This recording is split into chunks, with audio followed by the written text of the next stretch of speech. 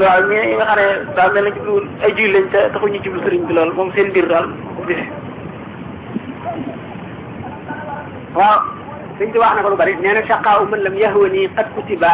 wa kawni al abd al xadima wajaba képp koo xam ne soppuloo ma kat texee di bind dañ ko ku ko soppul la na waral nga ñàkk ko sopp doone ngir yàlla tax sopp mu ko de doone dafa yàq dara de doone nekkal na kenn ku dul yàlla doone def na lenn lu dul jaamu yàlla ak bëgg ko ak xamle ko ak xet li jaam ñi rek ak wan leen yàlla doone def na lenn lu dul liggéeyal yonente bi sallallahu taala alayhi wa sallam bañ na ko ba ne